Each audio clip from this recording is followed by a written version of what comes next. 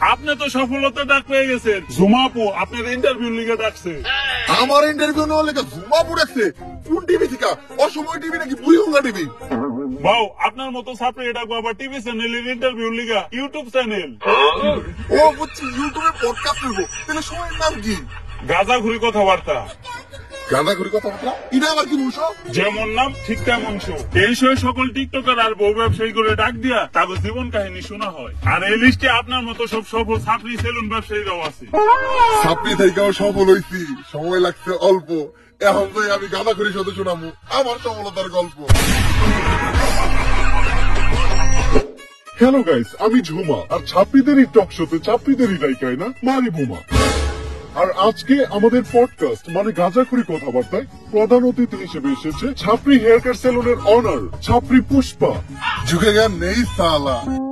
তো পুষ্পা, তোমার কাছে আমার প্রথম প্রশ্ন, তোমার মাসিক ইনকাম কত?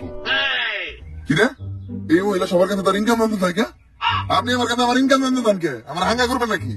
অলরেডি ম্যারিড, ঘরে বউ আছে, নাম ফ্যামিলি। আমি আমার বউয়ের প্রতি লয়াল, কোনো চান্স নাই। অন্য প্রশ্ন করেন। আচ্ছা তুমি এইটাই বলো, তোমরা টিকটকার আর বউ ব্যবসায়ীরা যারাই আছো, তোমরা সবাই কেন এই সেলুন ব্যবসা শুরু করতেছো?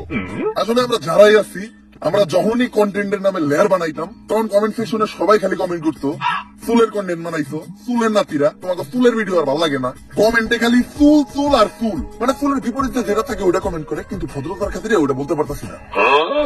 তো ওইখান থেকে ইন্সপায়ার হয়ে আমরা টিকটকাররা আর কাপড় ব্লগাররা সেলুন দেওয়ার চিন্তা ভাবনা করি।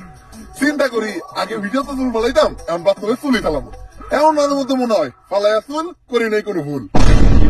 আচ্ছা, ইদানিং খুব দেখা যাচ্ছে সেলুন উদ্বোধনের সময় তোমরা বউ ব্যবসায়ীদের দ্বারা সেলুন উদ্বোধন করো।